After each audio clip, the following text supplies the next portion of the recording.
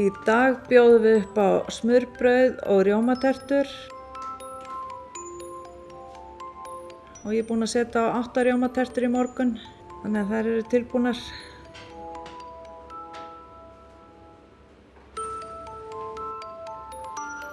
Á fimmtudögum þá er félagsvist hérna, þá er alltaf tertur. Hina dagana eru kannski ekki rjómatertur en það er alltaf heimabakað og alltaf smurt hérna á hverjum degi. Ég er búin að vinna hér í 26 ár. Þetta er góður vinnustaður. Og bara andinn hérna í húsinu, það er bara, já, út af einhverju er maður búin að vera hérna. Svona sem er lýjandi, það er að standa lengi í sömu sporum. Eins og það að afgreiða hér kannski 100 manns í kaffi. Og svo í uppvaskinu að fara í það. Og eftir þegar maður er búin náttúrulega að afgreiða þá þarf maður að fara í uppvaskið og ganga frá öllu. Það er svona 50 dagarnir eru einna erfiðarstir, já. Það er oft mjög mikið álag og það má ekki ráða í afleysingar, þannig að venjur okkar er í sumarfríi eða veik, þá vinnur hinn bara fyrir 2.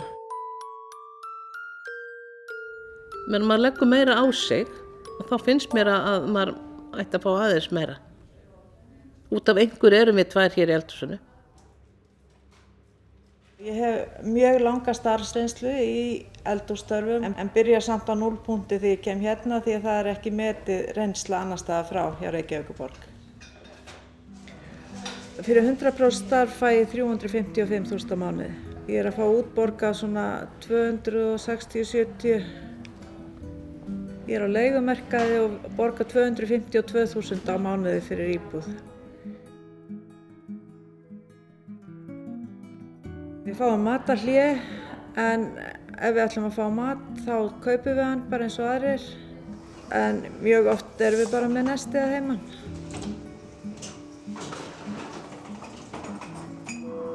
Nei, við megum ekki borða afgangana, við verðum að henda þeim. Því að þeir treysta okkur ekki fyrir að fara ekki að skammta fólkinu minna svo við fáum afganga. Þetta er ekki réttur hugsunarháttur í þjóðfélaginu.